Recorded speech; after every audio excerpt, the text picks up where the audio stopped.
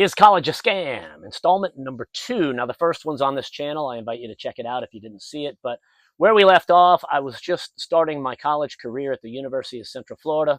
I moved up to the dorms, and basically, I went up there with my mother and got dropped off with some linens, and I had these gigantic speakers and a stereo, right? So I'm carrying it upstairs. I'm on the second floor. Mom leaves. And I was used to, in high school, I had a full schedule, man. You know, you went to school all day, and then I worked at Publix, and I was getting as many hours as they would give me. I don't know if it was 25, 35, 40 hours. I would take all the hours I could. So I had a very busy schedule. So then when I started UCF, I think I had 15 or 16 credit hours. And I noticed a couple of things. One, I had way too much spare time on my hands, and that was dangerous. You know, young kids don't need a lot of spare time. We all know that. I remember I was carrying my speakers up to the room, and there was a guy, Joe, that lived about 2 doors down from me. And my mom left. We said goodbye, and she headed back down to Stewart. And there I was, left to the wolves of the collegiate institution. Joe comes down. He goes, "Hey, man, those are some big speakers. Can I check them out?" Yeah. And we put on some 80s metal or whatever it was at the time. You know, we're jamming out to Rat or Poison or Warrant, you know, whatever it is. And he's like, "Dude, that sounds good." He's like, "You want a beer?" I'm like, okay. And that was the start of it, right? But anyway, that was the start of the party stuff. And it was one long party. And that was fun for a while. And then it just got old. But then I want to talk about the classes, because what I noticed is that they talked me into going to these engineering things, right? So you had to take your basic classes. And then I had some engineering ones. The engineering ones, way too hard. Hated it. I said, I got to get out. I went to those for 2 or 3 times, and I was like, I got to get out of this. This is terrible. But the rest of my classes, I noticed, were basically a rehash from high school. I was taking the same English classes, social studies, same history, same math, and I'm thinking, why am I paying for this, right? And of course, scholarship, so I wasn't really paying for it, but I felt like I earned that money, and they were chipping away at it. And then you had to take electives, and I remember why do I have to take an elective? Why would I have to take golf is an elective?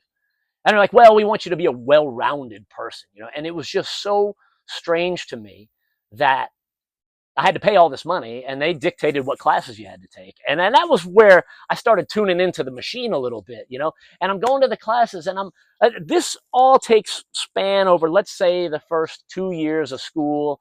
I'm absolutely miserable for a week in the engineering classes. I go to the add drop thing. It's just mayhem because all these kids are changing classes and everything.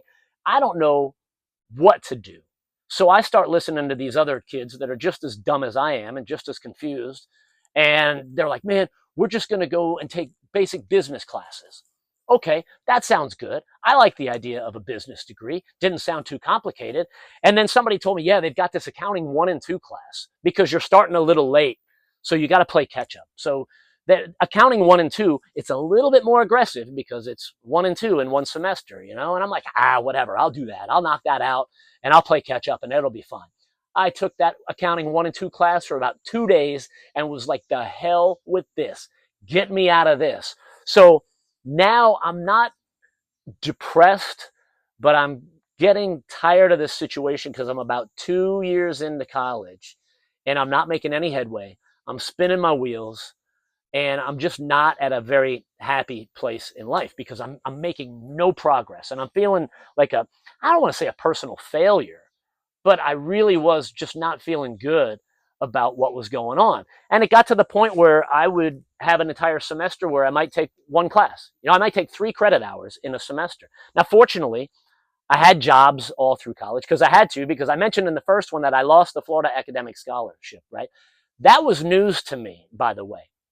Because I don't know what college cost back in those days, but let's say everything was $7,500 for the semester, which sounds cheap by today's comparisons, but I think it was about that for a semester. I could be way off. Doesn't matter.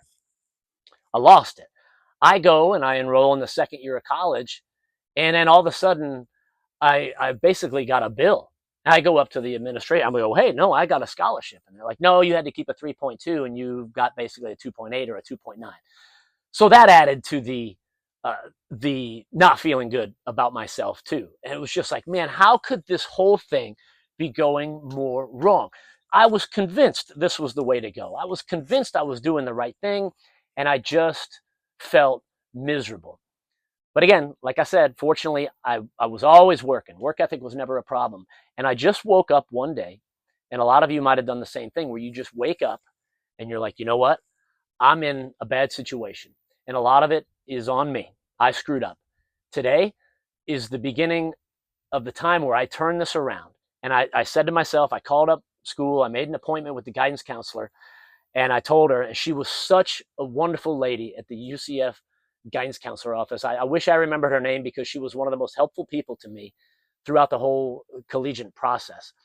And I went up there and I met her in her office, and she goes, "What can I help you with?" I said, "I want the quickest and easiest way out of here. I'm 2.5 or whatever years in. I'm not giving up. I've got to finish, but I've got to get out of here." And she goes, "All right, here are your options." That's where I'll stop for today. The next video, I'll talk about the options that she gave me and how she really turned everything around. And I learned a lot more. And I wasn't upset anymore after a little bit. So this was a major turn for me. So again, I'm always reaching out, trying to talk. The whole reason I do these is to where if somebody sees this and they are saying to themselves, "Man, I'm going through a rough time too. I've been there. All right. Life's pretty good now. I'm not going to lie to you. I've got the greatest careers in the world, but it didn't happen, like that." So number 3, we'll be talking about how things kind of turned around, and things got interesting from that point.